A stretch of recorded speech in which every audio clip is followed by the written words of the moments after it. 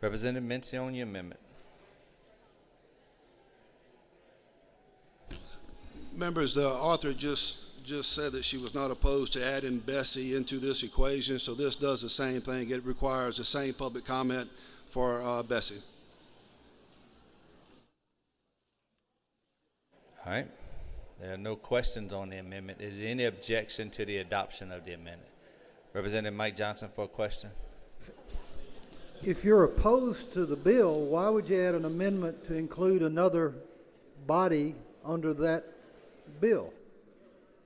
Because I think if we're going to pass this as a body, we ought to be inclusive of the other entities that could be associated with it.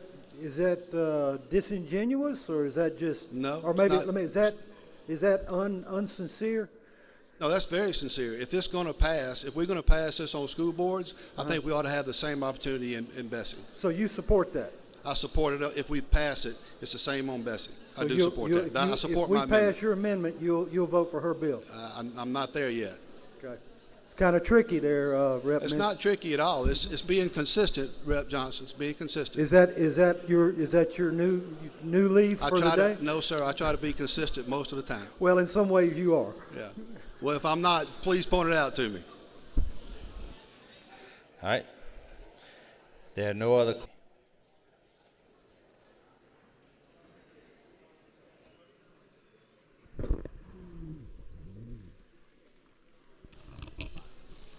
Rep Amedee, Yes, sir. we've had several discussions just recently. Rep Freiberg referenced that whenever she was a school board member and board president, she wished she would have had a policy in place that could have included public comment. I was on a school board and a board president at the same time, as well. And, we have places for public comment. And that public comment is during our agenda items. And there's a policy for getting things on the agenda, on their agenda. It can go through a school board member. It can go through somebody from staff. As a school board member, you get many complaints. It's a tough job when you're dealing with people's kids all the time. And a lot of the, most of the times whenever I would get a call, that the first referral I would tell them is, have you vetted this issue with your teacher? Then the next thing is, have you vetted this issue with the principal? Have you vetted this issue with your coach, with your athletic director, with all those? Most of the times those issues are able to resolve themselves through that process. With this bill, this opens up any school system to, if any 15 people want to talk about any issue, they put it on the agenda.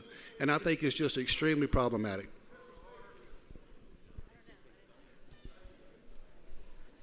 Representative Cruz. Did you know? I was just going to suggest he go to the well, but I think he's wrapped it up now. Thank you. Okay. Representative Mincey, to your comment or question, the reason for the bill is that not every school board operates the way that you were just describing. There are many school boards in the state where parents have been terribly frustrated because they have followed all the processes that you just described and to no avail. And so because there are school boards who have not only refused to put legitimate items of concern onto an agenda for discussion, and some that have taken steps to purposely exclude any public comment except for a comment that's related to a specific agenda item, that's the whole reason for bringing the bill.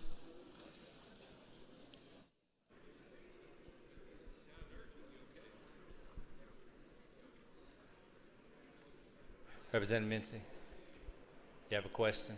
All right. All right. Representative Wheat for a question.